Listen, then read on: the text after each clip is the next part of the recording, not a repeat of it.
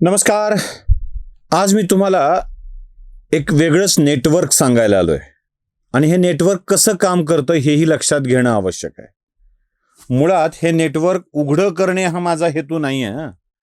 म्हणजे आपण एक नेटवर्क कसं उभं करू शकतो यासाठीची ती मार्गदर्शक सूचना असेल. म्हणजे बघा बाबा, त्यांच्याकडून मार्गदर्शन घ्या आणि तसं नेटवर्क उभं करता आलं तर बघा. सोशल मीडियावर व्यक्त होऊन नरेटिव्ह पसरविण्यासाठी मला वाटतं डाव्या हिंदू विचारसरणी जराशा कमी पडतात. त्याचं कारण वेगळं आहे. आपण स्वतः खूप अभ्यास केलेला असतो आणि इतरांनी मांडलेले विषय अभ्यासून नाहीत असं वाटतं. उजव्या हिंदू विचारसरणीमध्ये महत्त्व देणं, एखाद्याला मान्य करणं, हे आपल्याला नेतृत्व सोडून द्या, पण त्याचा विचार मान्य करणं, त्याच्याकडं महत्त्व देणं हे आपल्याला मान्य होत नाही. आपण न्यूनत्व शोधू लागतो. म्हणजे काय होतं, कधी कधी अहो कुलकर्णी न वापरू नका, रसभंग होतो असं म्हणून कमेंट करायची. मग त्या नच्यामुळं कुलकर्णीला शिव्या खाव्या लागतात आणि कुलकर्णी बोलणंच बंद करतो.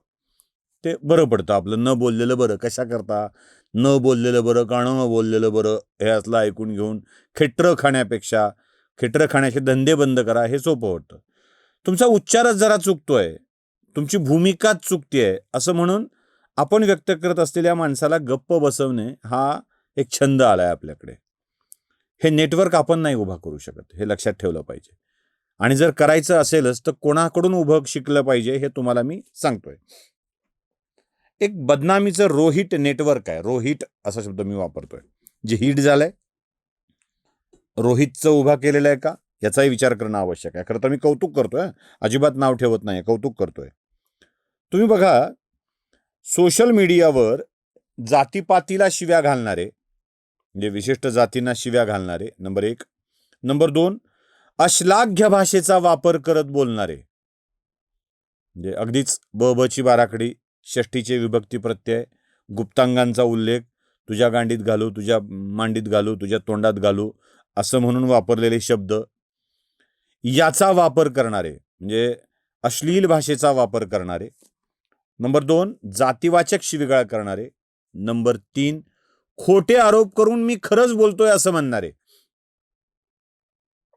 हे एक. या कॅटेगरीतले लोक कोण कोण आहेत हे तुम्ही शोधून काढा. मी जिल्हानिहाय यादी देऊ शकतो, जिल्हानिहाय. आणि या लोकांना बळ कोणाचं आहे, कोण देतं बळ? म्हणजे अक्षरशः प्लॅन करून एखादी सुरस कथा रचली जाते आणि त्या कथेमध्ये लोकांना अडकवलं जातं, लोकांना फसवलं जातं. असाच एक प्रकार काही मंत्र्यांच्या बाबतीत घडला. मला वाटतं सातारा जिल्ह्यात घडला. एका पत्रकाराने ब्लॅकमेलिंग, बाई, हे सगळेच प्रकार बाहेर काढले आणि त्या मंत्र्याला पूर्ण अडकवण्याचा प्रयत्न झाला. मंत्री अडकला नाही, यूट्यूबर अडकला आणि मग पुन्हा सुरू झाला वेगळाच खेळ. माझी पत्रकारिता संपवली, माझं हे संपवलं, माझं ते संपवलं, मग त्यात आणला जातीयवाद. हे सगळ्या गोष्टी घडत गेल्या. ह्या सगळ्या गोष्टी घडत गेल्या. याला पोचणारा कोण? मला वाटतं देवेंद्र फडणवीसांनी सभागृहात या पत्रकाराच्या विषयी कोणाकोणाचं बळ आहे हे स्पष्ट केलं होतं. याला पोचणारा कोण?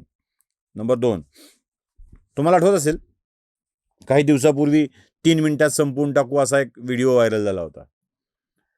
तो कोणाचा कार्यकर्ता होता? म्हणजे त्याला कोण कोण त्याचे व्हिडिओ व्हायरल केले गेले, तो कोणाचा कार्यकर्ता होता? हे नेटवर्क कसं काम करतं बघा.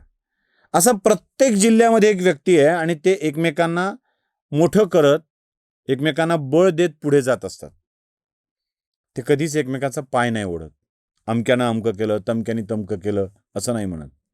म्हणजे बघा, धाराशिव जिल्ह्यातला एक कविराज, काय रविराज असं नाव काहीतरी आहे, ते फडणीस म्हणून तो व्हिडिओ करतो बघा. त्याची एक वेगळीच पद्धत आहे ती. त्याने किती शेतकऱ्याला टोप्या घातल्यात त्याचे व्हिडिओ आलेत, कोणाकोणाचं नुकसान केलंय त्याचे व्हिडिओ आलेत. पण तो बरोबर काही लोकांना, बावनकुळे, देवेंद्र फडणवीस, या सगळ्या लोकांना बदनाम करत जातो आणि एक व्यवस्थाच उद्ध्वस्त करायचा प्रयत्न करतो. सोपं असतं. मागं शिवाजी महाराजांचा फोटो लावायचा, संभाजी महाराजांचा फोटो लावायचा, छत्रपती शिवरायांचा मावळा आहे म्हणायचं, संभाजींचा मावळा आहे म्हणायचं. एकदा का तुम्ही ते लेबल लावलं की तुम्हाला लोकांना त्या मुद्द्यावर जरा टोकणं अवघड जातं, म्हणून ते बोलत राहायचं. हा धाराशिव जिल्ह्यातला एक प्राणी. जो सगळ्याला त्रास देत सुटलाय.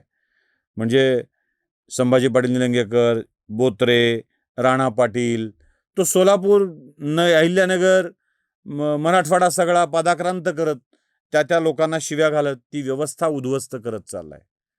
हा नेटवर्कच्या कोणाचा भाग आहे?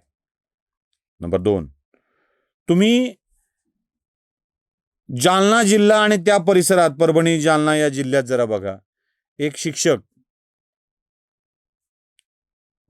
कसला तरी गुरु होतो आणि कुठल्या ATM मधून पैसे काढतो मला माहित नाही, पण नाही तुम्हाला माहित आहे, काही गरज नाही फारसं बोलायची, पण जातीय भावनेतून टीका करत सुटतो आणि ती एक यंत्रणा उभी केली जाते.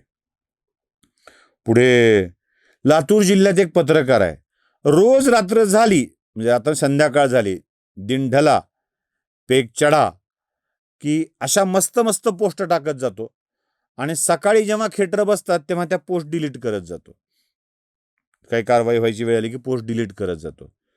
या स्वतःला पत्रकार म्हणून घेतो, पत्रकार नाही येतो, पत्रकार म्हणून घेतो. म्हणजे याचे एका बाईनी केस केलेली आहे, पत्रकार म्हणून, TV चॅनलचा प्रतिनिधी म्हणून, बाई तुम्ही फारच छान दिसता, मला तुम्ही हवे आहात, असे मेसेजेस केल्याबद्दल एका बाईनी याच्यावर केस केलेली आहे. सुटली का नाही मला माहीत नाही, पण केलेली आहे. हा माणूस एका वेगळ्या नेटवर्कचा भाग आहे, एका याचा भाग आहे. एक तर आपल्या भाषेचे शूल गॉगल लावून असा मारत राहतो ना, असा मारत राहतो, असा टोचत राहतो की त्याचं बोलणं सगळं बघितलं की म्हणजे काय, उमरीकर तोंडानं हागणं बंद करा, असे उमरीकरांच्या बाबत केलेले व्हिडिओ आहेत. मग त्या संगीता वानखेडेंच्या विरोधामध्ये केलेले व्हिडिओ आहेत. म्हणजे हे आपले तुपले असलं काही बघत नाहीत, अत्यंत घाणेरड्या भाषेत बोलत राहतात. यासोबत अजून एक व्यक्ती विदेशात आहे, संग्राम पाटील. म्हणजे माफी मागितली, कस्तरी लंडनला गेला आणि जाऊ द्यावं लागलं असं म्हणू लागला, राजा भिकारी माझी टोपी घेतली, माझी टोपी घेतली असं म्हणू लागला. तुम्ही जर या सगळ्या नेटवर्कला एकत्रित करून एका धाग्यात गुंफाल तेव्हा या सगळ्या धोत्र्याच्या फुलांचा हार केलेला एकच धागा तुम्हाला सापडेल, तो म्हणजे रोहित नेटवर्कचा.